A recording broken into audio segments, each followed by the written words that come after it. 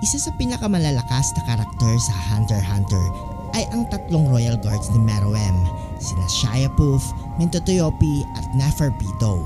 Sila ang dahilan kung bakit nahirapan ng Chimera Ant Extermination Team, at kung hindi dahil sa Miniature Rose at sa panata ni Komugi, malamang hindi sila natalo.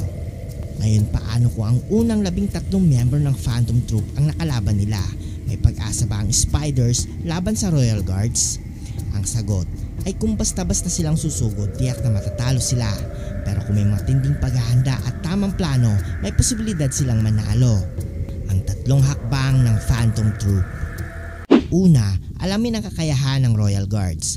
Magagamit dito ang kapangyarihan ng Pakunoda para basahin ang alaala ng mga Chimera Ants, at si Shalnark para manipulahin ang isang ant gamit ang Black Voice at makita mismo ang galaw ng mga guards. Dagdag pa si Chrollo na pwedeng gamitin ang kanyang skill hunter para magdagdag ng mga abilidad mula sa ibang ants gaya ni Flutter na may super eye. Pangalawa, tamang pagtapat ng miyembro sa bawat Royal Guard. Kay Shia Poof, maaring si Phaeton, Machi, Bonolinov at Pakunoda. Si Phaeton ang alas gamit ang Rising Sun dahil sa matinding init ang kainahan ni Shia Poof.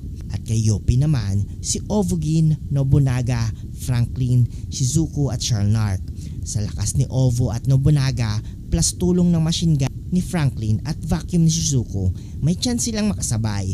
Kung makontrol ni Shalnark si Yopi gamit ang antena, malaking bagay yon.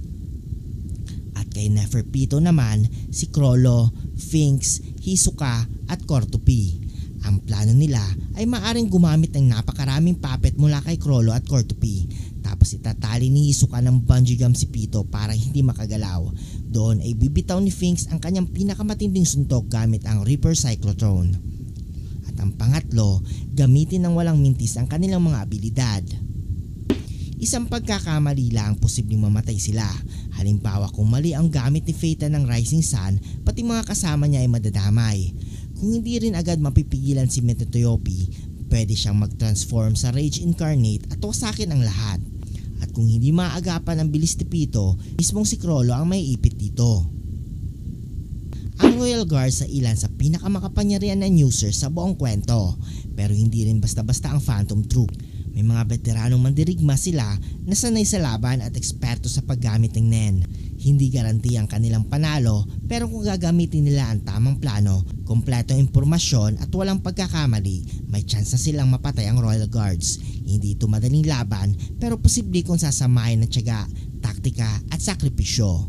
Kung nagustuhan mo ang video ito, huwag niyong kalimutang mag-like at subscribe at i-hit ang notification bell button para updated kayo palagi sa ating video. Maraming salamat.